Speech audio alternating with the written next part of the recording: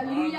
En tout cas, vraiment que Dieu vous bénisse encore une fois. Bonjour à toutes, bonjour à tous. Je vois des visages que je ne connais pas. Que Dieu vous bénisse. On est heureux de vous avoir ici encore ce matin. Vraiment, est-ce qu'on peut acclamer le Seigneur pour vos vies? Yes. Parce que ce n'est pas le marketing qui t'a attiré ici, c'est Dieu lui-même. Peut-être que tu as été invité, mais Dieu t'a tellement aimé qu'il a mis à l'intérieur de toi une disposition de cœur pour venir sur la terre. Amen. Tu sais, bien aimé, souvent quand je sors et que je vais parler aux personnes dans la rue de Jésus, je leur dis, et c'est ce que Dieu te dit ou dit à quelqu'un ici, même si tu étais la dernière personne sur toute la surface de la terre, si Dieu devait refaire son plan de sauvetage juste pour toi, il le referait encore. Il enverrait Jésus encore, juste pour te sauver. Amen. Alors merci Seigneur pour ta grâce, pour la grâce que nous avons d'être ici. Et avant de commencer, j'aimerais qu'on puisse prendre le temps de rendre grâce à Dieu pour les parents de la maison, sans qui nous ne serions pas ici ce matin.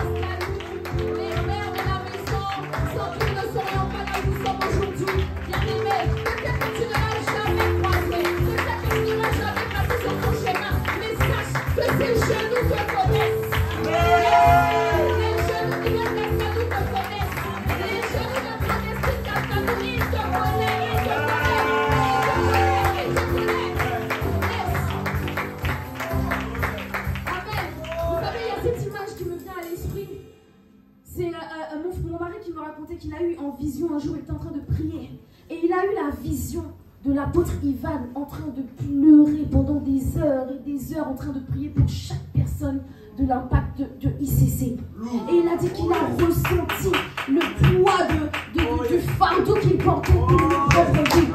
Il y a des combats, tu sais même pas pourquoi tu t'es réveillé un matin et puis l'administration s'est débloquée, quelque chose s'est débloqué. Il y a quelqu'un qui a passé sa nuit sur les genoux.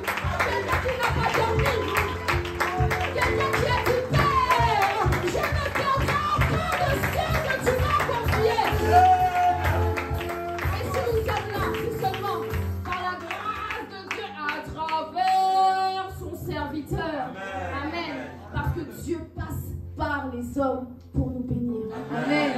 Alors merci Seigneur pour la vie encore de l'apôtre Ivan, de maman Maud, nos parents spirituels qui nous font confiance. Alléluia. Et j'aimerais prendre le temps aussi de rendre grâce à Dieu pour mon merveilleux mari.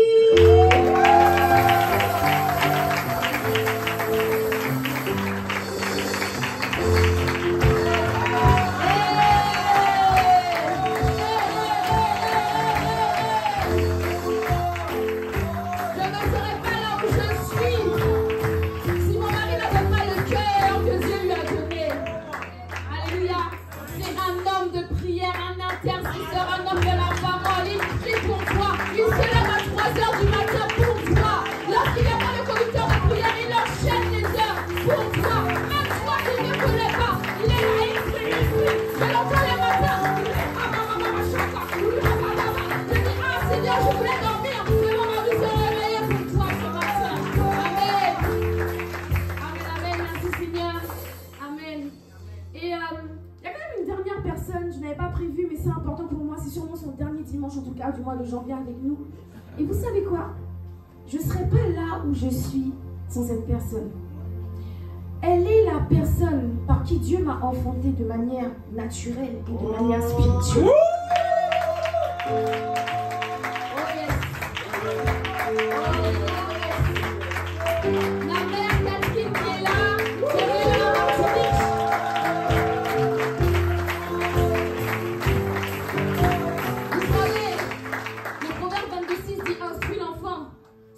Qu'il doit suivre et lorsqu'il grandira, il ne s'en détournera pas. Bien aimé, cette femme m'a enseigné, elle m'a instruit dans les voies du Seigneur. Et puis un jour, il y a avec moi un jour, le diable est venu taper à la porte de mon cœur et je lui ai ouvert. Aïe aïe aïe. Je suis sortie, un pied là, ensuite un pied dans le monde, un pied dans l'église. Et puis après, le diable m'a dit, viens ici, je suis allée les deux pieds dans le monde. J'ai quitté l'église, et avec moi, aïe, aïe, aïe. J'ai enchaîné les complications. J'ai enchaîné les vies de dépravation. J'ai enchaîné. Tout ce que j'ai dit que je n'allais pas faire, je l'ai fait. Tout ce que j'ai dit que je n'allais pas toucher, j'ai touché. J'ai failli mourir plusieurs fois. Mais il y a quelqu'un qui se tenait comme Anne dans la prière. Une mère. Et un jour, cette femme, au bout de 10 ans d'égarement, j'aurais pu mourir combien de fois? Elle s'est tenue à la brèche. Après 10 ans de prière, elle a dit, Seigneur, elle a fait une prière. J'appelle ça la prière de Anne. Elle a dit, Seigneur, je te la remets, je te la confie, même si je ne la vois pas, qu'elle te serve, mais qu'elle ne reste pas là où elle est.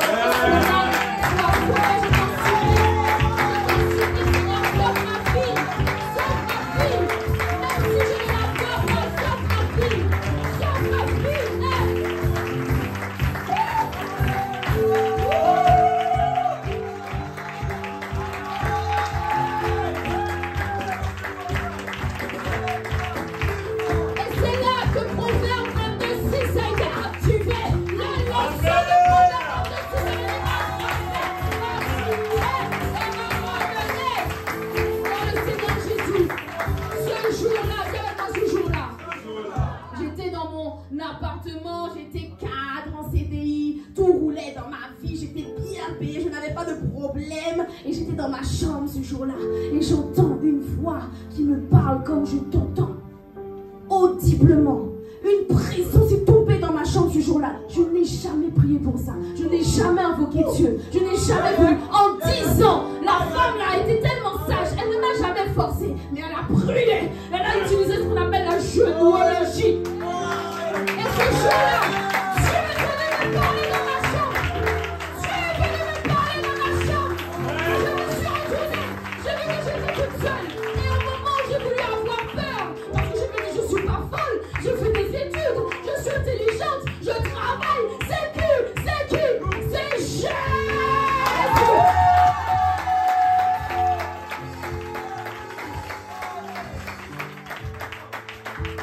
Et vous savez, le paradoxe de cette histoire, dans l'histoire de la parole, quand on parle de Anne, Anne est une femme qui attendait un enfant. Et elle a prié.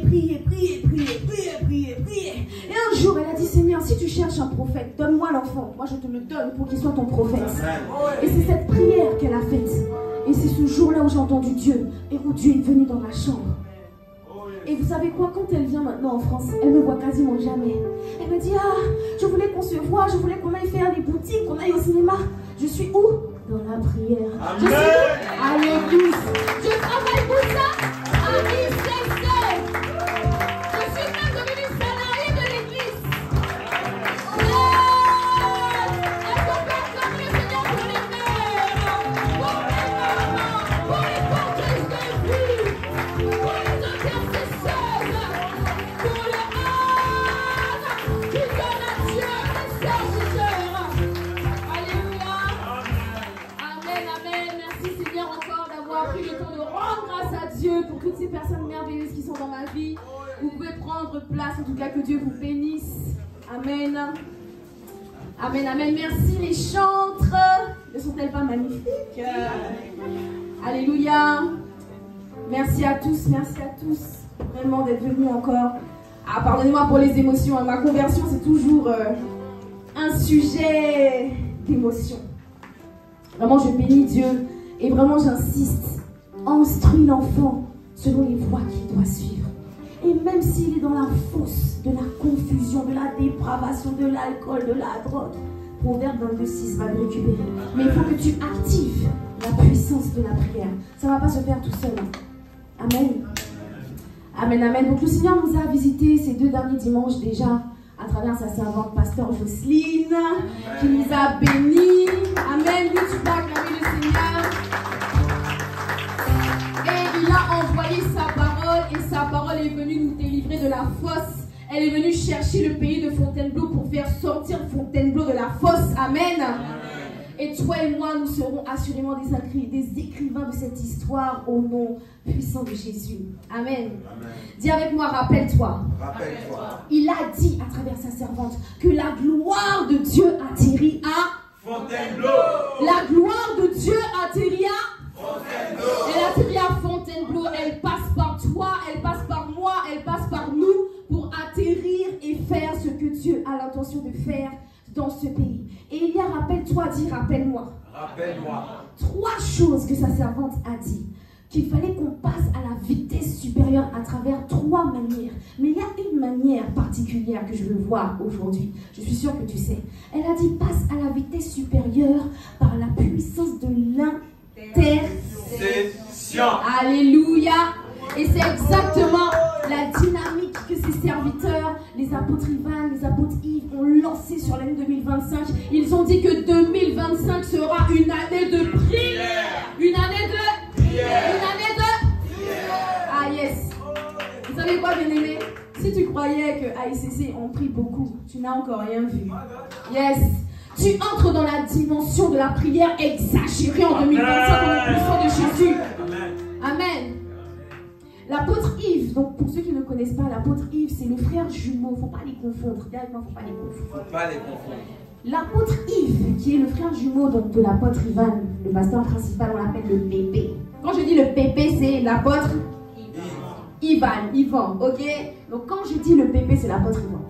Et il a dit, donc son frère jumeau, l'apôtre Yves, a dit que la particularité qu'on doit avoir, qu'on doit activer dans notre génération, c'est qu'on doit être une église qui est consacrée à l'exercice de la prière. Oh yeah. Yes. Les jeunes doivent prier. Les vieillards doivent prier. Les enfants doivent prier. Enseigne l'enfant, instruis-le selon la voie qu'il doit suivre. Amen. Amen.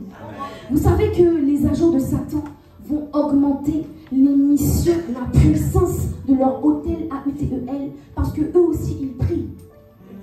Eux aussi ils prient. Mais ils ne prient pas Dieu, on appelle ça des incantations. Et vous savez quoi? Il ne faut pas être dupe, bien aimé. Les agents du monde occulte, ils pratiquent, ils initient même les enfants, même depuis leur plus jeune âge. Yes. Et c'est terrible de voir comment on infantilise nos enfants. Comment on se dit, moi je prie tous les matins, tous les soirs. Je vais à l'église le dimanche, je me connecte, j'évangélise, je sers Dieu. Et on n'inclut pas les enfants dans l'histoire. Alors que de l'autre côté, directement de l'autre côté, ils initient les enfants depuis leur enfance. Voilà pourquoi des fois, peut-être tu avais 5 ans, 6 ans, tu avais des rêves bizarres. Tu pratiquais des choses bizarres. C'était on appelle ça de la sorcellerie inconsciente. On t'initie de manière inconsciente. Et puis un jour, tu vas à l'école, ton enfant va à l'école, et puis il y a un petit bout trop mignon, 6 ans. Il lui a juste prêté un crayon de couleur. Et puis depuis, ça l'enfant a des problèmes de mémoire. Viens avec moi, aïe aïe aïe. Les parents doivent aussi prier. Les parents doivent aussi prier. Les parents doivent aussi prier. Ils doivent prier pour leurs enfants et apprendre à leurs enfants à prier. Ils sont puissants. Mais j'ai eu l'occasion d'enseigner le parcours de croissance à des enfants à partir de l'âge de 10 ans. Et c'était puissant, directement puissant. Parce que les enfants n'ont pas le même challenge que nous avec la foi. Eux, quand on leur dit quelque chose, ils croient tellement fort dans ça qu'ils provoquent Dieu. Et je me rappelle d'une enfant, on lui a enseigné, non mais est-ce que tu imagines une enfant de 10 ans à qui on enseigne la puissance du sang de Jésus? Les 7 manières dont le sang de Jésus a coulé pour toi, enfant de 10 ans. Je me rappelle d'une petite, Esther. C'était des classes internationales. On avait Esther, je crois qu'elle était au Congo, peu importe. Et elle avait des problèmes de mémoire, justement. Elle disait, ah, tata, elle m'appelle tata, j'arrive pas, quand je suis à l'école, j'arrive pas, etc. Et puis on lui a enseigné le sang de Jésus. Une fois, elle est venue à la classe, elle a dit, tata, j'ai un témoignage. Yes. J'ai un témoignage. J'ai dit, ah, Esther, vas-y, parle-nous. Elle nous a dit, la petite de 10 ans, avec sa petite voix. Elle m'a dit, j'ai eu un contrôle de classe aujourd'hui. J'ai plaidé le sang de la couronne de Jésus. Elle a dit, tata, je me suis rappelé de toute ma leçon. J'ai eu 20 sur 20. Elle a été sur 10. 10 sur 10. Un enfant de 10 ans est capable d'activer la puissance du sang de Jésus.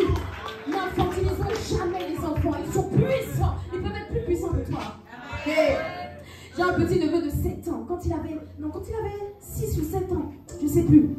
L'enfant là, il était tellement instruit, il était tellement conscient que Jésus est puissant, que Jésus fait des miracles.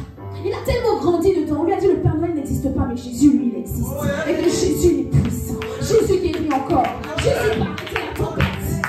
Et un jour, il y avait, il y avait une tempête. Vous savez, c'est pas comme ici, hein. Quand il pleut en Martinique, il pleut, on a des cordes.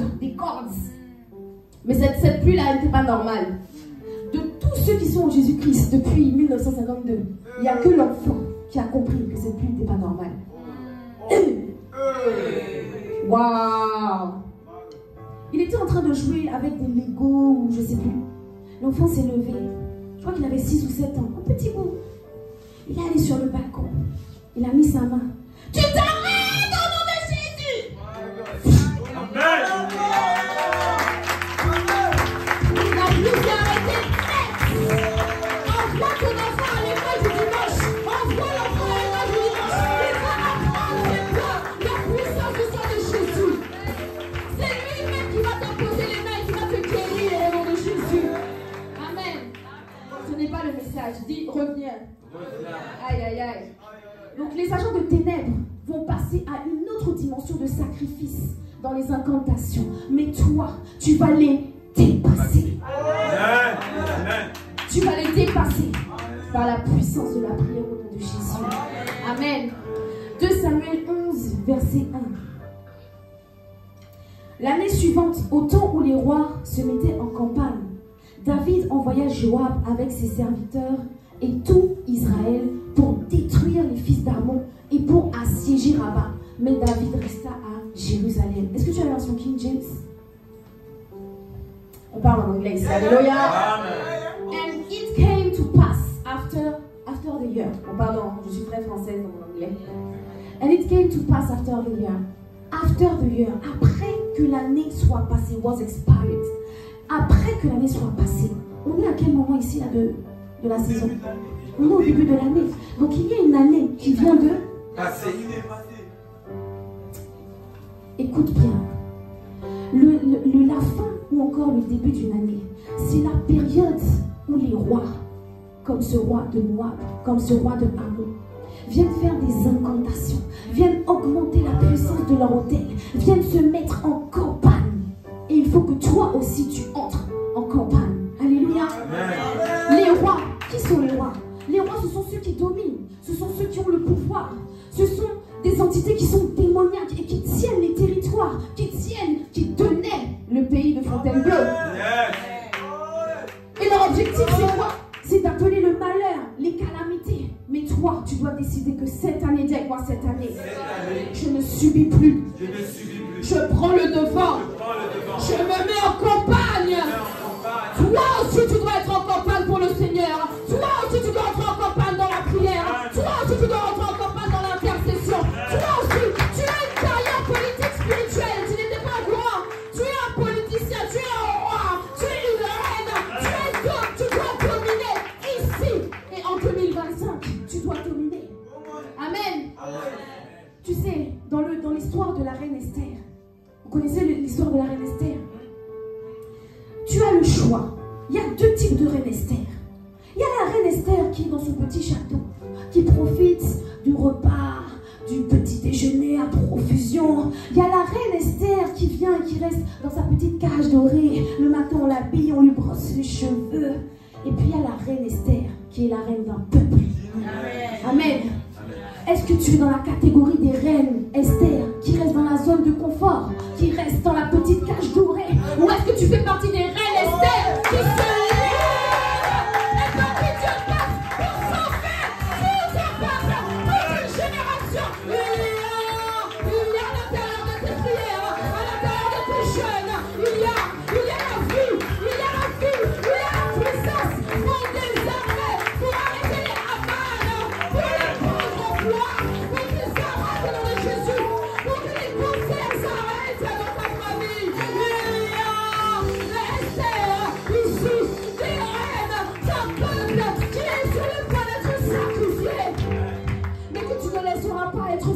au nom de Jésus. Ah! Le diable, vous savez, le diable peut nous pousser à la distraction.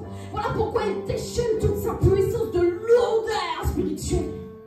Mais tu et moi, cette année, nous serons épargnés au nom puissant de Jésus.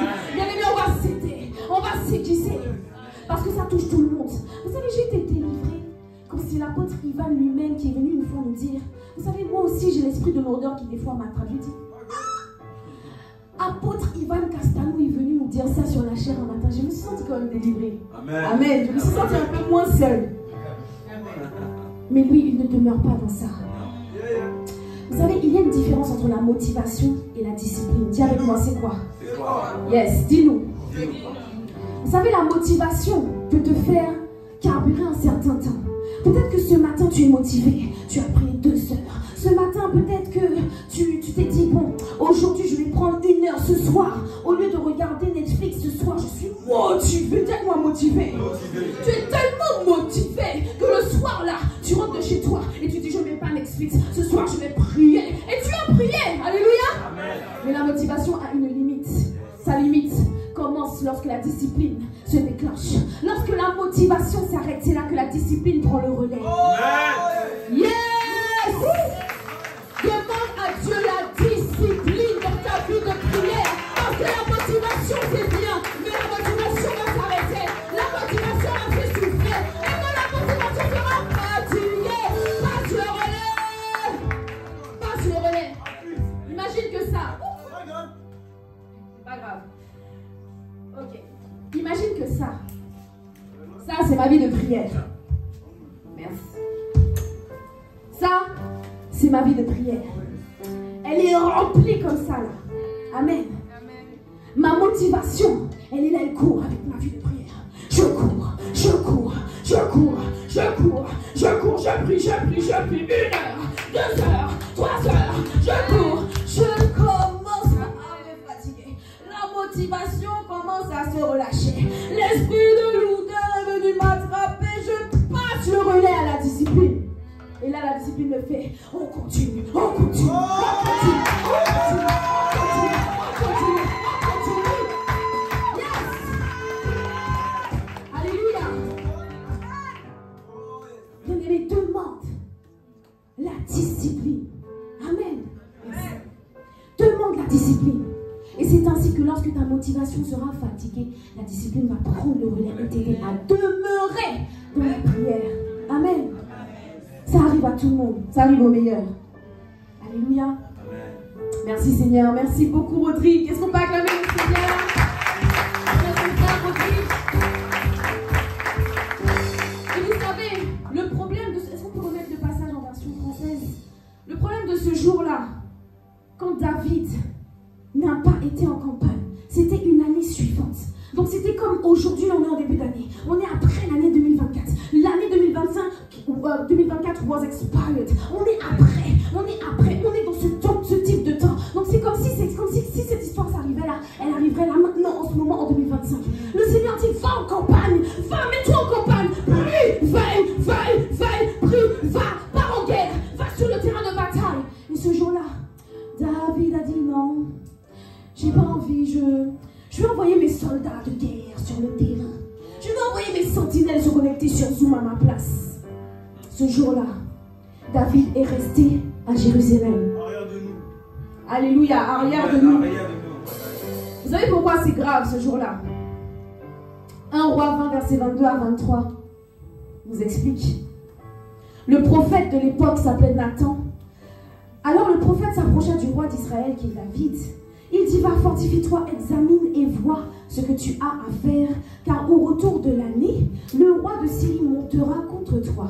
Les serviteurs du roi de Syrie lui dirent, leur Dieu est un Dieu des montagnes.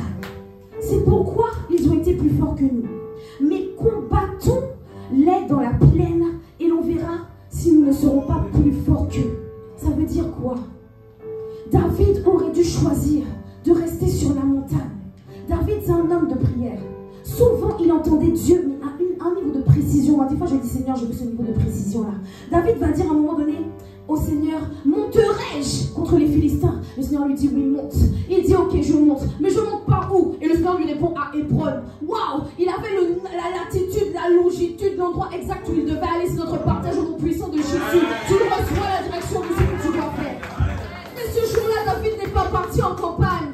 Ce jour-là, David n'a pas été. Et ce jour-là, c'est le jour où il a rencontré qui? Bathsheba. Bathsheba, ce jour-là, il n'est pas parti en campagne. Donc il était à Jérusalem dans son château. Et il a vu Bathsheba, une femme qui était déjà mariée. Et il a convoité Bathsheba dans son cœur. Et c'est là qu'il a commis l'adultère.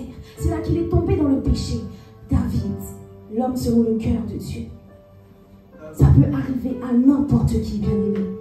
Alléluia. Alors cette année, en 2025, décide de rester en alerte.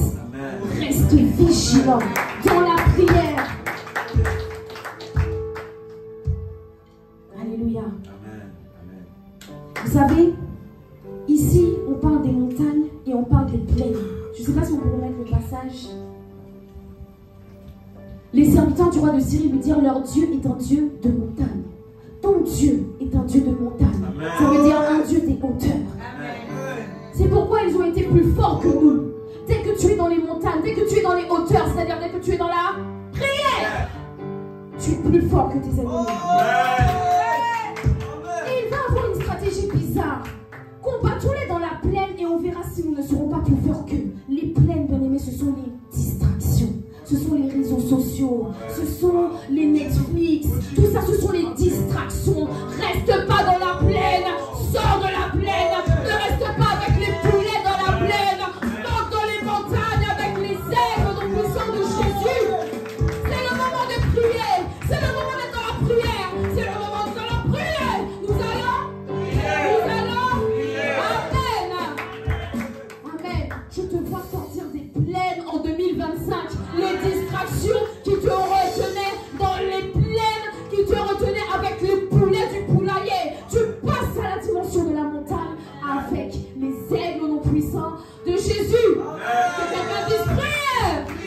Pourquoi tu dois prier? Pour connaître la volonté, tu dois prier. Pour connaître la volonté de Dieu, tu dois prier. Pour pouvoir annuler les desseins de Satan, tu dois prier. Pour commander au matin et décider de ce qui se passe dans la journée, tu dois prier. Pour voir le caractère de Christ manifesté dans toi, comme l'a dit son serviteur, tu dois prier.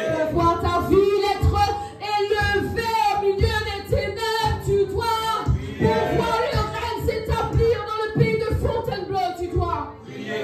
Pour voir les ténèbres être annulées, désarmées, démantelées, dissuées, ok, tu dois prier. Pour voir les vies transformées, les cœurs brisés, tu dois. Pour voir les gens dans ta famille guéris, tu dois prier. Tu dois prier. Amen. Vous savez, dernièrement, on a lancé une chaîne d'intercession. Dis avec moi, intercession. Oh yes, chaîne d'intercession. Les intercesseurs, on les appelle des sacrificateurs. Ce sont les meilleurs amis de Dieu sur la terre. Ce sont les armes puissantes que Dieu utilise sur la terre. Alléluia. Une fois, on a lancé une intercession. Il y avait plusieurs chaînes d'intercession en même temps. Je disais à mon mari le soir, bon, vous m'appelez intercessia. J'avais prié à 3h pour un tel, à 5h pour un tel, à 6h pour un tel, le lendemain à 1h pour un tel. Des fois, je mélangeais les intercessions. Je disais, mince, j'ai prié pour cette maladie sur la mauvaise chaîne de prière, Seigneur, pardon. Intercessia. On a intercédé. Il y avait des cas administratifs, des cas de maladie, des cas de mort, il y avait de tout. Et un de ces cas était un cas grave. On a un frère, un serviteur du Seigneur, un homme qui aime Dieu. Et une fois, cet homme a été frappé. Il a été frappé par le cancer. Un cancer grave. Il venait à peine de se marier. Il venait d'avoir son premier enfant. L'enfant avait que quelques mois. Un jeune père, un jeune marié, frappé par un cancer. Stade grave directement. Et sa femme, c'est une de mes sisters, c'est une de mes sœurs. On est dans le même groupe de disciples. Trouve ton groupe de disciples. Amen. Elle vient nous dire que son mari, ça fait longtemps qu'on lui a diagnostiqué, mais elle se battait seule dans la prière. Et puis, elle est venue nous en parler. On a dit, no way. Dis avec moi, no way. Ça ne se passera pas comme ça.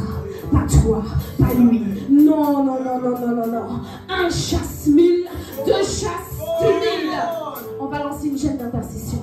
On a prié pendant plusieurs semaines. On a prié de minuit à 6 heures non-stop. On a prié non-stop de minuit à 6 heures. On a prié, on a prié, on a prié. Quand on a prié, on a cumulé les heures de prière. Le médecin est venu la voir ma soeur et lui dire: bon, madame, je suis navrée de vous dire que vous devez vous préparer à la mort de votre mari. On a dit quoi? Ah non. Non, non, non, non, non, non, non, non, non, non. Tu t'es trompé, tu t'es trompé. On continue de prier, on continue de prier. On a prié, on a prié, on a prié, on a prié, on a intercédé. On a dit no way, dis-moi no way. À l'heure où je te parle, les brossis, ce frère est totalement guéri. Il n'y a plus aucune métastase. Le cancer a disparu. À l'heure où je te parle, il marche sur ses deux pieds. Il tient son bébé dans les bras. Il tient sa femme. À l'heure où je te parle, le cancer a fondu comme la cire au soleil. Dis avec la prière. Oh, prière, prière, prière. On va prier. En 2015, comme jamais prière, prière, prière. On va gagner par la prière, prière. Ah oui, on va gagner par la prière, prière, prière. On va gagner par la prière, prière. Dans le pays, gagner par la prière, prière. Les hommes seront gagnés par la prière. Ah, ta famille sera sauvée par la prière. Yes, les maladies disparaîtront par la prière. Alléluia.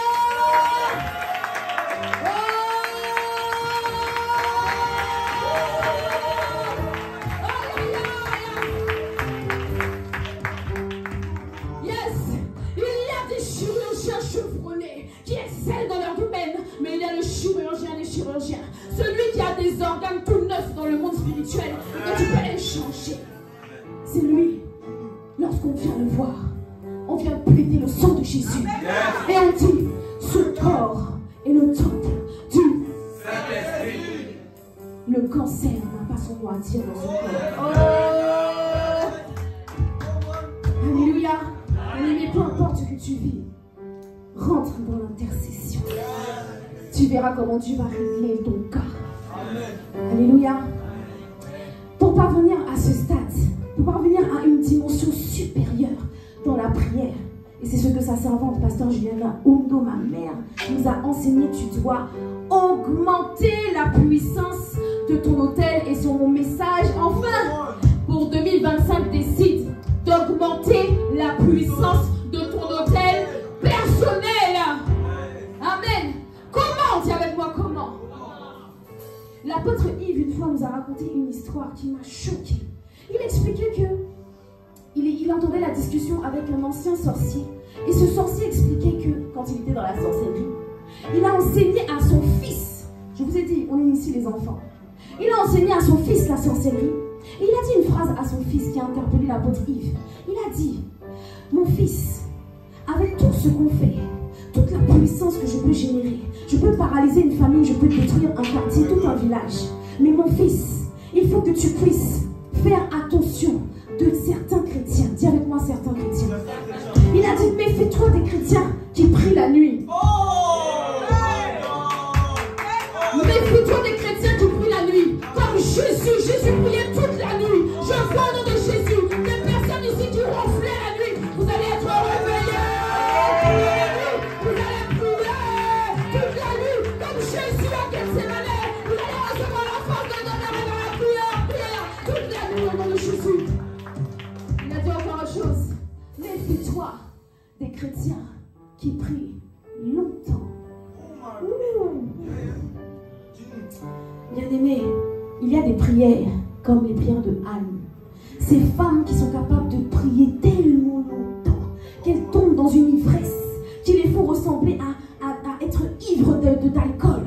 Vous savez, dans l'histoire de Anne, lorsqu'elle a prié, elle a tellement prié. Quand où je parlais toute seule.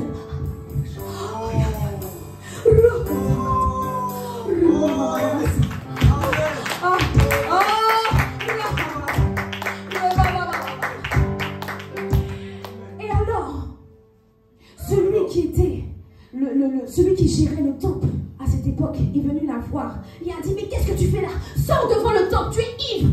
Elle a dit, je ne suis pas ivre, je prie. Oh my Alléluia. Il y a une dimension de prière dans laquelle tu vas entrer, où le français ne pourra même plus sortir de ta bouche au nom de Jésus. Une dimension de prière où tu vas prier tellement longtemps que pendant des jours, tout ce que tu pourras faire, c'est rebos kagaya bandere bocheve au travail prakaka rebos je m'assois à l'école les mama machete je travaille les baba chanta maya tout va bien les mama alléluia. Et puis il a dit encore une dernière chose. Aïe aïe aïe. Méfie-toi des chrétiens qui prient tout le long du jour, comme Daniel. Les Daniel, ceux qui prient matin, midi, soir. Matin, midi et soir. Matin, midi, soir. Matin, midi, soir. Matin, midi, soir. Bien aimé, prendre un rendez-vous de prière. Vous savez, sur mon téléphone, j'ai des rappels. J'ai un rappel. Quand ça sonne, les gens qui ne connaissent pas mon téléphone disent, mais c'est quoi ça? Quand ça sonne, il y a un petit symbole de langue avec un petit symbole de feu. Ça veut dire prie en langue. Il prie, il sonne au moins 3 fois dans la journée. Et quand ça sonne, je cumule les heures de prière dans la journée. Mais si tu ne te rappelles pas, mets-toi des rappels. Ton téléphone va te rappeler. Lui aussi, il peut faire ça. Alléluia. Vous voyez, il y a une puissance qui émane des chrétiens qui prient longtemps, qui prient la nuit et qui prient matin, midi, soir. Il faut que tu rentres dans au moins une de ces dimensions. Amen. Alléluia. Lorsque tu entres dans cette dimension, tu actives ce qu'on appelle exousia. Dis avec moi, c'est quoi? C'est quoi? Exousia, c'est le pouvoir. C'est l'autorité. C'est ce qu'on dit dans Luc 10 au verset 18. Jésus leur dit, je voyais Satan tomber du ciel comme un éclair. Voici, je vous ai donné le pouvoir de marcher sur les serpents et les scorpions. C'est sur toute la puissance de l'ennemi et rien ne pourra vous nuire. Exousia. C'est exousia. Ce exousia-là est activé par la puissance de la prière. Amen. Nos pères dans la foi, les apôtres Ivan et Yves Castanou, nous ont enseigné qu'il faut absolument qu'on entre dans la dimension du chrétien qui veut connaître son Dieu. Ah oui, parce que Daniel nous dit, lorsque tu connais ton Dieu, tu accomplis des exploits. Lorsque tu connais ton Dieu, tu ne te conformes pas. Amen. Mais pour connaître Dieu, il faut le rencontrer. Mais pour rencontrer Dieu, il faut prier. Pour rencontrer Dieu, il faut prier. Yes. Aïe, aïe, aïe. Vous savez, des fois, je me dis, mais peut-être que quelqu'un vient à ICC et puis se dit, mais jusqu'à quand on va parler de prière dans cette église? Dis à ton voisin, jusqu'à ce que Jésus revienne. Amen. Alors peut-être que tu ne voulais pas entendre parler de prière aujourd'hui, mais jusqu'à ce que Jésus revienne, on va prier, on va persévérer, on va terminer, on va arracher, on va bâtir, on va bâtir, on va prendre, on va dominer, on va se multiplier, on va arracher les âmes, on va détruire le cancer, les maladies,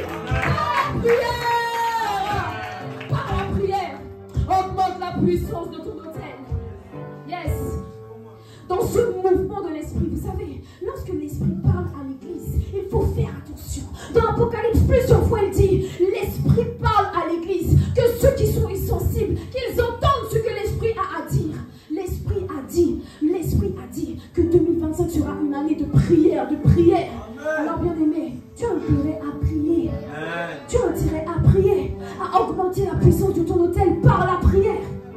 Pourquoi? Parce que si tu ne suis pas le mouvement de l'esprit, tu te transformes en monument. Et si tu es figé comme un monument, lorsque l'esprit va passer, tu vas te briser. C'est exactement comme quand un tsunami vient passer et ravager un pays. Est-ce que les buildings, même les plus hauts, même les plus solides, peuvent subsister à un tsunami? Non. Alors pour ne pas être brisé comme un building, lorsqu'un tsunami passe, suis le mouvement de l'esprit. Ne sois pas un monument, ne sois pas figé. Amen. Amen. Il y a plusieurs sujets. Est-ce qu'on va réussir à faire tout ce message? Miséricorde. Dis avec moi miséricorde. En tout cas, je vais passer. Dis avec moi passe. Ah, il y a tellement de choses à dire, Seigneur. Ok, on continue. Il y a plein de sujets de prière que vous pouvez formuler à Dieu pour entrer dans cette dimension de la puissance par la prière. Amen. Tu peux demander, comme a dit l'apôtre Yves, la grâce d'être baptisé dans l'esprit de prière. Amen. Tu peux lui demander, accorde-moi la grâce de prier longtemps, accorde-moi la grâce de prier en tout temps, accorde-moi la grâce de prier en tout lieu, accorde-moi la grâce de prier en toutes circonstances. Ce sont des sujets de prière que tu peux faire pour augmenter ta vie de prière. Amen. Tu peux lui dire, déverse sur moi un esprit de prière. Assaisonne ma vie de prière de feu. Tu peux lui dire, Seigneur, fais-moi la grâce de te rencontrer. Je veux te toucher, toi. Je veux te connaître, toi. Amen. Mais est-ce que c'est que lorsque tu fais cette prière, Seigneur, je veux te connaître, je veux te toucher, ce n'est pas seulement pour toi. Il y a une dimension où tu vas être ivre, comme on a dit, de l'esprit. Tellement ivre que tu seras, tu ne peux plus parler en français. Je suis ivre de l'esprit. J'ai passé du temps dans la présence de Dieu. Je suis en romance avec Dieu. Tout ça, c'est bien. Mais si tu demeures dans la prière, tu vas arriver à une dimension où tu vas capter le cœur de Dieu. Et le cœur de Dieu crie et bat pour une chose. Ce sont les âmes. La prière, ta vie de prière, tu dois te tourner vers les autres. À un moment donné, elle doit détourner ton attention de toi et te focaliser sur les autres. Amen. Elle doit t'emmener à être horrifié, à être dérangé lorsqu'il se passe quelque chose dans le pays. La dernière fois, je discutais avec Enzo qui m'expliquait qu'à une certaine période de l'année dans le pays, il y a un accroissement de la violence. Ça, ce sont des personnes qui ont prié et qui ont capté le cœur de Dieu. Beaucoup d'entre nous, on regarde les informations, on dit, ah, zut, flûte, aujourd'hui il y a eu une agression dans le train, mince. Ah là là, c'est dangereux la France aujourd'hui. Et puis il y en a, lorsqu'ils voient ces informations, ils disent, Seigneur, jusqu'à quand? Jusqu'à quand? Une fois, je regardais le journal télévisé et une jeune fille avait disparu. J'ai eu mal au cœur pour les parents. J'ai commencé à prier. Je ne sais même plus qu'est-ce qu'on a dit à la fin du journal. J'ai prié pour la petite. J'ai dit, Seigneur, il faut qu'on retrouve cet enfant. Il faut qu'elle soit saine. Il faut qu'elle soit sauve. Il y a des personnes qui ne sont pas insensibles aux informations. L'insensibilité aux informations, c'est pas que ça ne te touche pas, c'est que tu n'agis pas.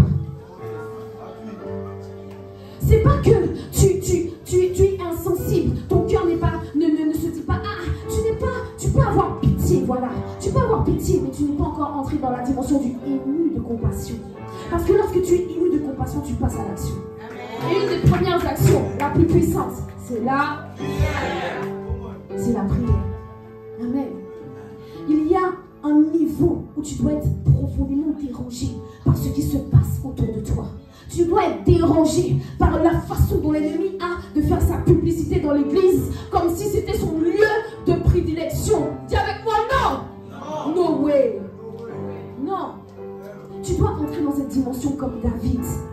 Vous savez, David, lorsqu'il est arrivé à l'époque où il y avait Goliath, il était enfant, il avait 17 ans. Il n'était même pas majeur ici pour nous en France.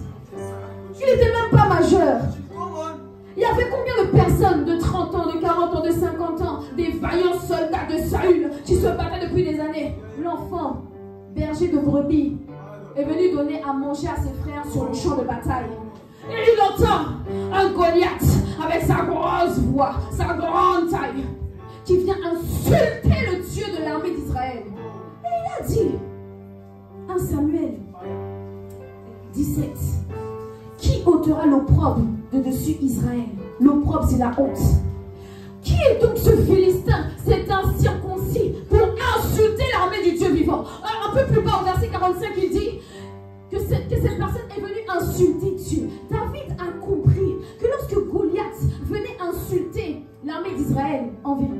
était en train d'insulter Dieu. Et ça a profondément enragé David. Il a énervé David. Il a mis David dans une sainte colère. Ce qui a fait que David a terrassé ce Goliath. Il a dit comment cela se peut-il? Qui a osé insulter le Dieu vivant? Qui a osé insulter Jésus? Qui a osé profaner l'alliance? Qui a osé insulter le sang de Jésus qui a coulé dans ma vie? Qui a osé? Dis avec moi, qui a osé? Bien-aimé, tu peux entrer dans cette dimension-là où tu ne supportes pas, tu ne tolères pas les œuvres de Satan. Tu ne tolères pas les Goliaths. Les Goliaths peuvent avoir plusieurs formes. Un Goliath, ça peut être par exemple un démon qui vient te pourchasser dans ton sommeil. Quelqu'un qui a l'esprit de prière ne va pas se laisser faire. Il ne va pas se laisser faire.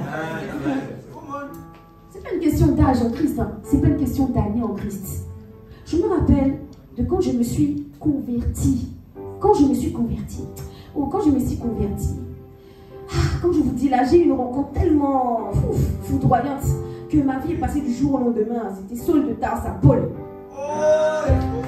Et je prenais à cette époque-là, je travaillais, j'étais cadre, je cumulais mes RTT pour poser plusieurs jours d'affilée, pour prier pendant plusieurs jours d'affilée.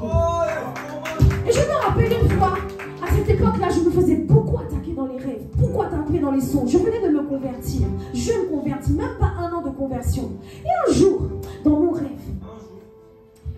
je suis sur une plage. Parce que là d'où je viens, c'est entouré d'eau, tu vois. Donc j'ai été consacrée à quelque chose qui est là-bas, dans l'eau. Et un jour, dans ce rêve, je suis sur une plage. Une belle plage, bleu turquoise. Tout va bien, magnifique. Subitement, dis avec moi, subitement. Il y a des tentacules géants qui sortent de la mer.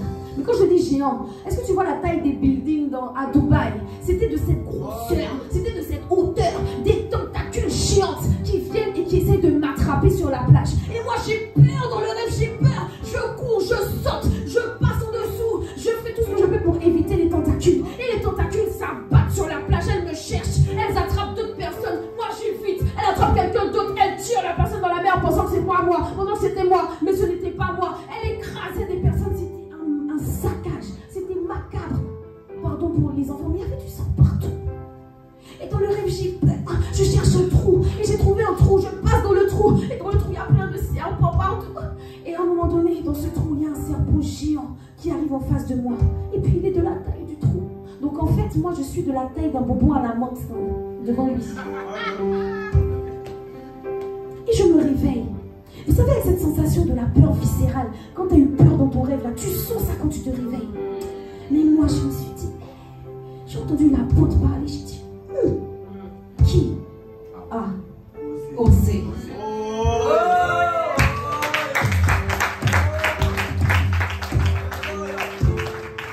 J'ai commencé à prier.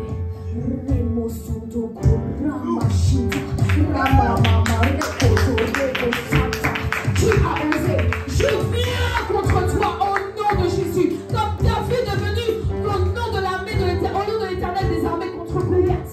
Vous savez quoi? Je me suis endormie et j'ai fait exprès. Je me suis concentrée dans l'esprit. Je suis retournée sur la plage.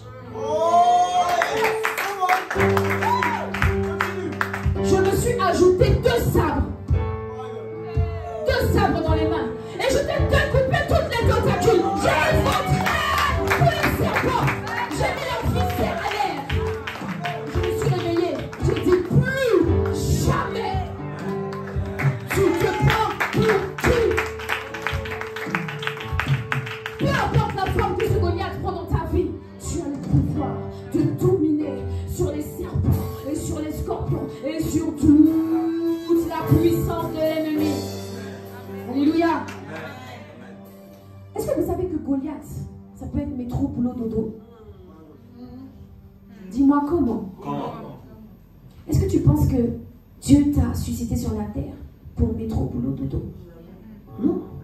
À chaque fois que ta vie ressemble à une routine, il y a un démon derrière. Il y a un esprit méchant. On l'appelle l'esprit de l'imitation. Hey, c'est même pas dedans. Tu l'as pas. Dans Zacharie 2, verset 1, j'aime ce passage. Il dit qu'il y a quelqu'un qui est venu pour mesurer mesurer Jérusalem. Quelqu'un est venu pour mesurer ta taille, pour déterminer de quelle largeur, de quelle longueur et de quelle hauteur elle doit être. Mais Dieu a envoyé un ange. Dis avec moi, il a envoyé un ange. Et il a dit, ne mesure pas Jérusalem, parce que la ville sera tellement grande qu'elle sera impossible à mesurer. Il y aura une multitude de bêtes, de choses, ça veut dire il y aura une richesse à profusion dans cette ville, dans ta vie au puissant de Jésus. Ne limite pas cette ville. Et aujourd'hui, sache que si ta vie avait été limitée, on avait mis un plafond au-dessus de toi. On a dit, toi, tu ne dépasseras pas tel niveau, tu n'iras pas dans telle dimension, tu ouvriras une entreprise, tu échoueras. Toi, tu es fait pour être un bon petit fonctionnaire en CDI jusqu'à la fin de ta vie. Non! Non! Je me déploie. Je brise les limites. La routine métro, boulot, dodo, c'est une insulte au sang de Jésus qui a coulé à Gethsémane. On dit que le sang de Jésus, lorsqu'il était à Gethsémane, il était dans une angoisse tellement angoissante. Il avait peur, il était terrifié dans son corps de chair. Et alors sa sueur s'est transformée en grumeaux de sang. Et la poussière du jardin de Gethsémane a goûté le sang, les grumeaux de sang de Jésus, mon Seigneur. Pour que je fasse métro, boulot, dodo? Jamais. C'est une insulte. Dis-moi, c'est une insulte. N'autorise jamais les limites dans ta vie. Ne reste jamais là où tu es. Ne reste jamais dans la zone de confort. À chaque fois que tu restes dans ce que tu sais faire, tu es en train d'autoriser un esprit de limitation à t'empêcher d'accéder en grâce, à la faveur, à la gloire, à la lumière, au niveau qui te sont réservés. Dis avec moi, je refuse. À cause du sang de Jésus qui a coulé à Gethsémane, je refuse mettre au boulot d'auto. Alléluia. Goliath peut avoir l'air de ressembler à la galère. Tu es un galérien professionnel de la galère. Toi, on te connaît, tu galères aujourd'hui, tu galères demain. Tu galères demain, tu galères aujourd'hui. Tu galères encore, tu galères aujourd'hui. Je me rappelle d'une époque où Pasteur Jonathan témoignait qu'elle était galérienne dans les papiers. Tellement galérienne qu'on l'appelait, comment on l'appelait? On l'appelait Madame Préfecture. Préfecture le matin, préfecture le midi, préfecture le soir, préfecture en janvier, préfecture en juillet, préfecture en décembre. Juliana, tu es où? Je suis à la préfecture. Juliana, tu es où? Je suis à la préfecture. Et puis un jour, dis-moi avec moi, un jour, elle a dit ça suffit, il faut que ça s'arrête. Le Seigneur a dit dans Josué, tout lieu que la plante de ton pied a formé, je te le donne. Amen.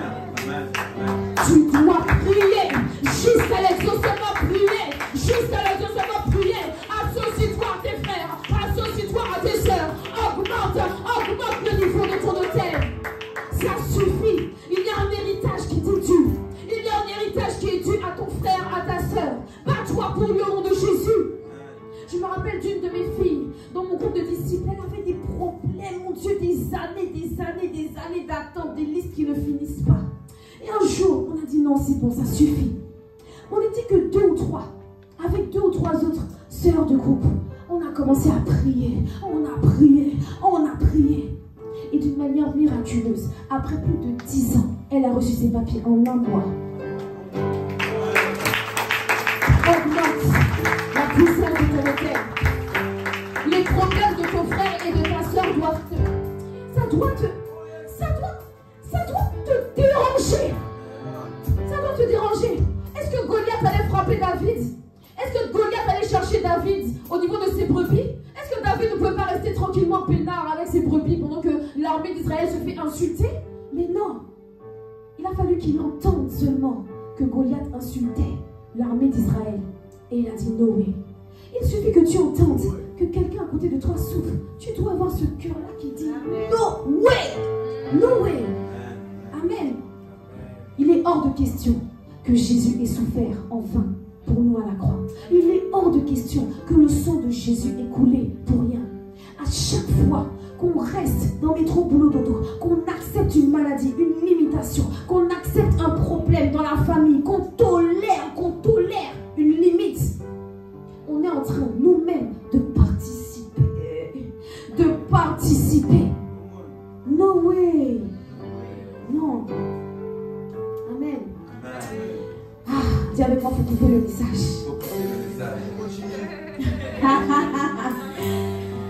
Ok, Ok, on va au moins voir c'est quoi un autel. Amen. Je pense que tout le monde a compris l'importance de prier. L'importance de ne pas demeurer dans la dimension dans laquelle tu es. L'importance de ne pas rester dans la zone de confort. Tout le monde a compris. Mais maintenant, si je viens te dire que tu ouvres ta maison, tu es pilote d'impact. Tu as compris. Alléluia. Alléluia. Amen. Donc c'est quoi un hôtel? Dis avec moi, c'est quoi un hôtel? Premièrement, un hôtel, c'est un lieu de connexion entre le spirituel et le naturel. Entre le monde des esprits et le monde des humains. Bien-aimé, est-ce que tu sais que Dieu en personne ne peut pas intervenir sur la terre si tu ne l'as pas invoqué? Amen. Est-ce que tu sais que tu as la puissance de faire la main de Dieu aller ou de retenir la main de Dieu? Il est Dieu, mais il a donné la terre aux hommes. Et il cherche sur la terre. Dans le pays de Fontainebleau, il cherche quelqu'un qui va se tenir à la brèche. Et qui va être la personne qui va laisser sa main s'étendre sur le pays. Laisser sa main s'étendre dans une situation. Amen. Dès lors qu'un être humain veut entrer en contact et faire appel à une puissance spirituelle, il est obligé de passer par un hôtel A-U-T-E-L. Amen. Et tu sais quoi? C'est même pas Satan qui a inventé cette notion. C'est Dieu lui-même qui a inventé la notion d'hôtel. De Genèse jusqu'à Apocalypse, on voit les hôtels qui ont été érigés par les hommes de Dieu. Abraham, Noé, qui d'autre? Jacob, ils ont tous érigé un hôtel à Dieu. Et lorsqu'ils ont érigé cet hôtel, qu'ils ont fait des sacrifices, alors Dieu a exaucé. Dieu a fait des choses extraordinaires. Amen. Donc si tu veux que Dieu intervienne dans ta vie, tu dois activer la puissance d'un hôtel. Dis avec moi, hôtel. Deuxièmement, tu auras compris que l'hôtel est un lieu de sacrifice. Dis avec moi, sacrifice. C'est un lieu où on offre des sacrifices. Et plus tu offres des sacrifices sur l'autel, plus tu fais parler ton autel. Plus tu ajoutes des sacrifices sur l'autel, plus tu actives la voix de l'autel. La voix de l'autel parlera plus fort que la voix de tous les autels sataniques. Si tu augmentes la puissance du sacrifice que tu déposes sur cet autel. Amen. Dans le monde occulte, ils ont compris ce système. Et eux, ils vont sacrifier quoi? Ils vont sacrifier leurs enfants. Ils vont sacrifier leurs femmes. Les femmes d'une, de deux, de trois générations. Ils vont dire, pour avoir plus de pouvoir, pour avoir la promotion, pour gagner, pour rester président du pays pendant 50 ans, de là où je ne vais pas citer, ils vont dire, je vais livrer les femmes de 3, 4, 5, 10 générations. Et vous allez voir comme un cycle. Toutes les femmes, à partir de 40 ans, divorcent ou alors célibataires. Il y a un cycle, c'est bizarre. Personne ne se marie dans cette famille. Ils ont des enfants, mais personne ne se marie dans la famille. C'est bizarre, c'est un cycle. C'est bizarre. À partir de 40 ans, les hommes de la famille commencent à galérer. C'est bizarre, c'est un cycle. J'ai un oncle dans la foi. Lorsqu'il a atteint les 40 ans, il était un homme d'affaires. Un très doué, très bon dans son domaine, dans son travail. Il était licencié. Bizarre. Ok, ça peut arriver. Il cherche du travail. Il ne trouve pas. Bizarre, ça ne lui était jamais arrivé. Il a toujours été excellent à l'école, excellent dans son travail, un très bon cadre, apprécié par les équipes, diligent dans le travail. Il faisait le kilomètre de plus. Quoi de plus? Mais bizarre, ça s'arrête. Et puis un jour, les années passent, le temps passe. Pas de travail, pas de travail. L'opprobre commence à entrer. Parce que c'est bizarre, je suis mariée, j'ai une femme, j'ai des enfants, mais je n'ai pas les moyens de pourvoir à ma famille. L'opprobre est rentré, la honte est rentrée. Et puis un jour, ils se sont assis avec son épouse. Et puis ils ont commencé à prier. Dis avec moi, prier. Et là, l'Esprit de Dieu leur a ouvert l'intelligence. Il leur a montré tous les cousins, tous les frères, tous les frères, tous les hommes de la famille. Dès qu'ils arrivent à 40-45 ans, chômage. Et là, ils ont dit, hé, il y a un truc là qui ne va pas, il y a un cycle. Il faut qu'on le brise. Et ils ont continué à prier. Ils se sont associés. Ils ont activé la puissance de la prière d'accord avec son épouse. Et ils ont prié. Ils ont prié. Et en priant, ils ont dit, s'il y a quelqu'un, s'il y a un autel hôtel familial. Parce que bien aimé, il y a au moins deux types d'hôtels. Les hôtels familiaux dans la famille et les hôtels territoriaux qui dirigent les territoires. Ils ont dit, si Seigneur, s'il y a un hôtel qui est alimenté par quelqu'un dans la famille, que cet hôtel soit brisé. Et si la personne qui alimente cet hôtel ne se repent pas, que cette personne parte. Et que ça s'arrête dans la famille.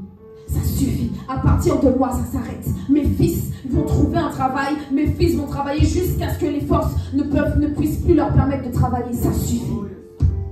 Et bizarrement, un proche, très proche, trop proche, est décédé. Trop proche. Le lendemain du décès. Ring, ring. Oui, bonjour monsieur. Nous acceptons votre candidature. Vous voyez, il y a des personnes qui disent, moi je ne crois pas dans les hôtels, il n'y a pas d'hôtel dans ma famille, bien aimé, vis encore, comme dit ma mère, pasteur Juliana, vis encore. Dans toutes les familles, quelle que soit ta race, quelle que soit ta taille, quel que soit ton pays, il y a des hôtels qui parlent, des hôtels familiaux, des hôtels territoriaux. Toutes les femmes devront être stériles, c'est bizarre. Toutes les personnes ont des maladies bizarres, des maladies qui se déclenchent, parfois des enfants, toute une génération d'enfants qui meurent à une certaine période. Bizarre. Dans ma famille, j'ai un cousin bizarre. Dès que janvier arrive, il faut que la folie vienne frapper l'enfant. Bizarre.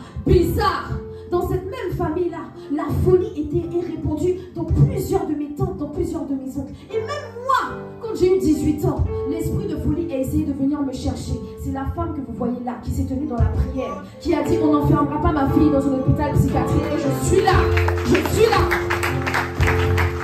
J'avais des pensées de suicide. Un esprit de folie est venu me saisir. J'avais 18 ans. J'étais une bonne élève à l'école. J'aimais danser, tout ça là. J'étais correcte. Je menais une vie encore correcte. J'étais pas encore totalement bizarre. Et l'esprit de folie est venu me chercher. Un esprit qui se répand dans ma famille et qui va prendre ma tante, mon cousin, mon oncle. Et on a dit à ma mère, comment on appelle ça? On a convoqué ma mère, j'étais en BTS. On l'a convoquée. On a dit, votre fille, il faut qu'elle voie un psychologue. On m'a fait voir un psychologue. Et le psychologue a dit, on doit l'interner dans un hôpital psychiatrique. Moi.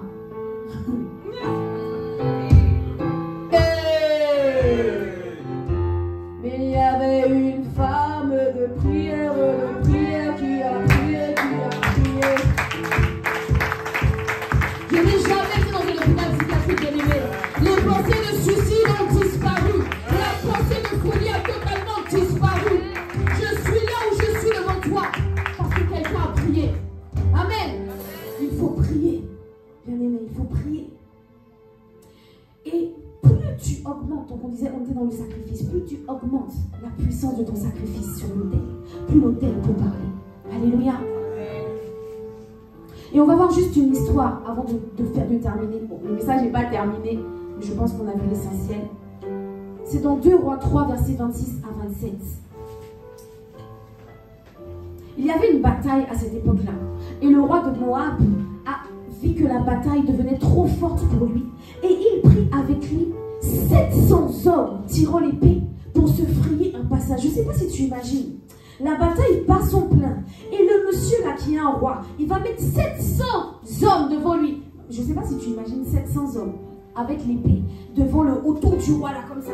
Et puis ils vont pour essayer de passer, de frayer un passage au roi. Jusqu'au roi des dômes. Mais ils ne purent pas. 700 hommes n'ont pas été en capacité d'amener le roi d'un point A à un point B avec épée. Israël était trop fort. Trop fort. Et il prit son fils. Dis avec moi, aïe aïe aïe. Le roi, voyant qu'il perdait la bataille, que Israël était trop fort, il a dit, qu'est-ce que je peux faire de plus? Qu'est-ce que je peux donner pour avoir plus de puissance? Et là, il a sacrifié quelque chose qui lui a coûté. Son fils. Celui qui devait lui venir après lui pour prendre le règne. Et il a offert son fils en holocauste sur la muraille. Il a pendu son fils sur la muraille. Et il a dit à son démon, je veux plus de puissance. Je te donne mon fils. Prends-le. Mais fais-moi gagner cette bataille. Oh my God. Une grande indignation s'est prise. Ça a été en Israël. Et ils se sont retournés. Et Israël est parti. Et ainsi, ce roi a pu être épargné d'une grande défaite, peut-être même de la mort. Mais il a dû sacrifier. Mais vous savez quoi? L'autel le plus puissant, c'est l'autel de la croix.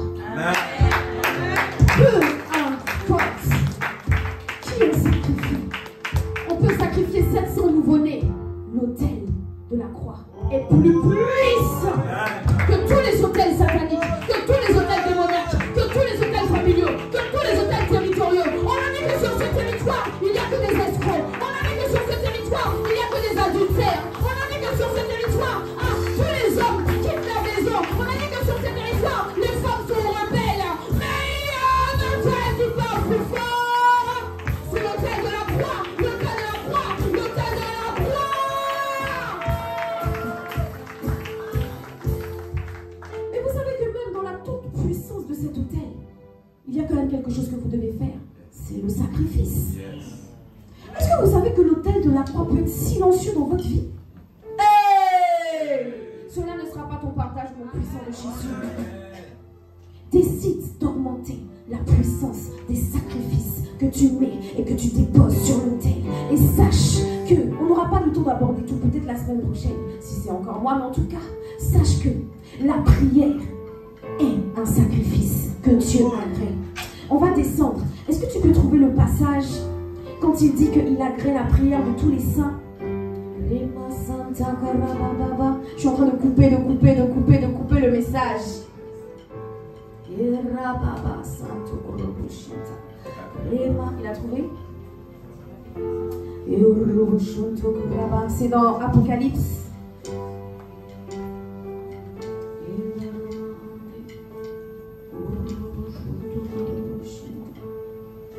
Apocalypse 8, verset 3. Un autre ange vint et il se tint sur l'autel, ayant un encensoir d'or. On lui donna beaucoup de parfums afin qu'il les offrit avec les prières de tous les saints sur l'autel d'or. En gros, bien aimé, imagine, ça c'est l'autel.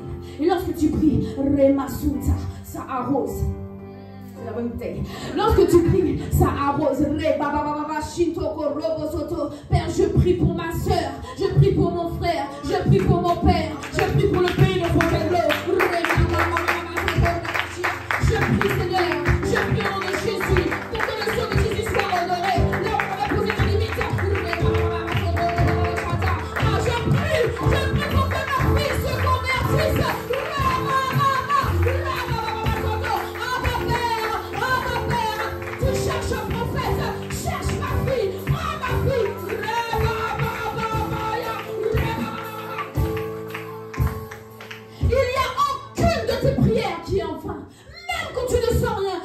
Tu ne sens pas la présence de Dieu, même quand ça dure 5 minutes, Dieu entend les prières de tous les saints. Un ange spécialiste, il y a un ange spécialiste pour tes prières, bien-aimés. Il est spécialisé dans les prières des saints. Et à chaque fois que tu fermes les yeux et que tu dis Abba Père, il prend et il verse sur l'autel de la croix. Et c'est là que l'autel de la croix commence à parler, à parler, à parler, à détruire, à bâtir, à construire. C'est là que tu donnes de la puissance à ton autel. Alléluia. Amen. Alors bien aimé, je prie que nous soyons de celles et de ceux qui augmentent la puissance de leur autel personnel par une vie de prière exagérée. Exagérée en 2025 au nom de Jésus. Amen. Amen, amen. Je n'ai pas fait 4 quarts de mon message, mais je pense qu'on va s'arrêter là parce que le temps est avancé et qu'on me fait des signes au fond de la salle que tu ne vois pas. Merci Seigneur pour la coordination. Alléluia. Bien-aimé, on va prier. Si tu le peux, nous allons nous lever dans la présence de Dieu. Et Santa Baba. Nous allons prier comme son serviteur l'apôtre Yves a dit de prier. Il a